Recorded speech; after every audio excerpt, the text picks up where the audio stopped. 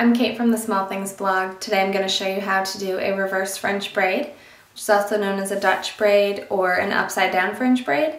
Instead of taking the sections of hair and adding them to the top when you're incorporating new hairs in, we're going to pull the same types of hairs but put them on the bottom. So the braid almost looks like it's sitting on top of your hair instead of all of the hair weaving into a braid that's under your hair. It'll make more sense once we get started. I've got my hair curled. You can do this on straight or curled hair. It does not matter at all, and it almost doesn't matter what length your hair is. As long as you can do a braid with it, you'll be able to do this reverse French braid or Dutch braid. And I've got my hair parted in the center, but I'm going to start the braid on the side and kind of go almost completely to my ear and then pin it back as a way to keep my hair out of my face. I have a few duckbill clips on hand. It's a great way to keep the hair out of your face that you're not going to be braiding. I'm going to go with a pretty deep part. Pretend like you were laying a pencil, or you can even lay your comb on an angle from your nose. And that's probably as far as you want to go for a side part. Any farther is going to be too much of a stretch, and then from this side of your head would look really weird. So I'm going to keep it right about there, and then these duckbill clips are just great for keeping the hair out of the way, and it doesn't leave any kind of crease or anything like a jaw clip may do. So then sectioning on this side, I'm just going to kind of pull, it's probably close to 2, maybe 2.5 inches of hair here. It doesn't matter, you can do a tiny Dutch braid or a really thick one and go back further with the hair, but I'm going to go all the way down to right in front of my ear and then clip that out of the way as well. So we've got this section to work with. It's got a little bit of hairspray in it, and of course a Quaj uplifting foam that I put in before I blew it dry and before I curled. But other than that, I don't have any other products in it. Okay. I would also recommend having a few bobby pins ready to grab, because once you get to this part here, you're going to want to pin it back.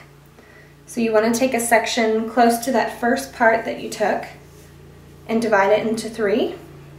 And then instead of going over like you normally would do, you go under. Same thing with that section in the back. And then you'll just add more hair into it. So we're going to take this section, but instead of going over, we're going to go under. I'll show you again back here.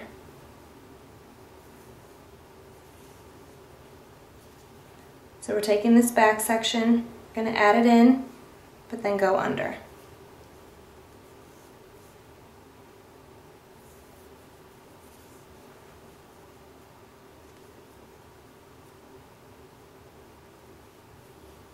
So same exact technique as French braiding, except you just have to kind of make a conscious decision to go under the section.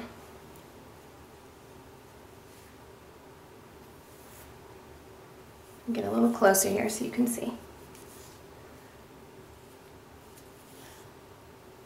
Okay, so I've got my 3 sections. We're adding this front piece into the section closest to it, and then we're going to go right underneath and pull the middle section over that new section.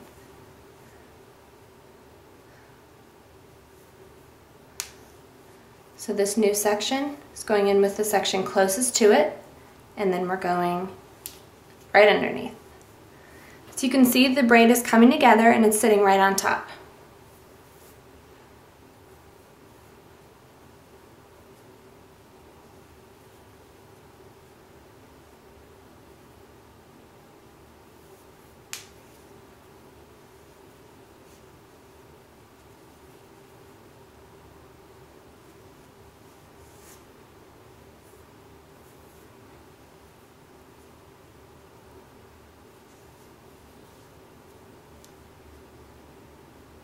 Okay, we're going to finish with this section right here. Again, adding it to the section closest to it and then going right underneath. And then I'm just going to continue braiding. So I've got a little bit of hair to sort of pin back.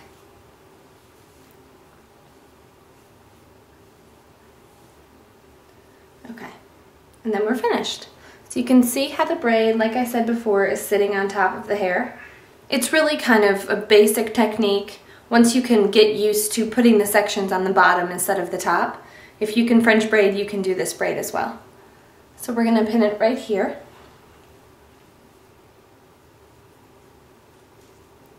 I'm just putting one bobby pin in vertically, and then I'm going to put one right next to it. If you've got super thick hair, or your hair tends to kind of come free of bobby pins, you can X the bobby pins like that, which is just an extra grip. That tends to be a little too tight for my head. I can get a headache really easily with pins. So it works well for my texture just to slip two in right next to each other.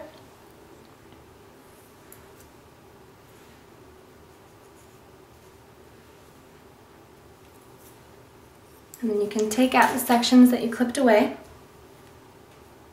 Sort of loosen up that hair on that side so you can cover those pins. And then you're finished. You can finish with a little bit of hairspray.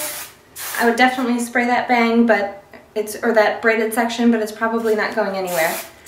And you've got a great little Dutch braid or under or reverse French braid, whatever you want to call it, to wear in your hair that day. You could leave your hair down like this, or it would look really cute if you did the double bun. You can refer to my hair tutorial page for the video on that. That is like universally flattering because you have a nice big bun in the back, and it kind of balances everything out. But this is also a great option for day 2 if you want to just have your hair off your face but still styled. You could use my day 2 hair tutorial, Reviving Slept-On Curls, or Reviving Slept-On Hair, and just add a little bit of bend to it, braid that section back, and your hair will be good as new. Well, I hope it was helpful. Comment if you have any questions, and be sure to visit the blog post on thesmallthingsblog.com.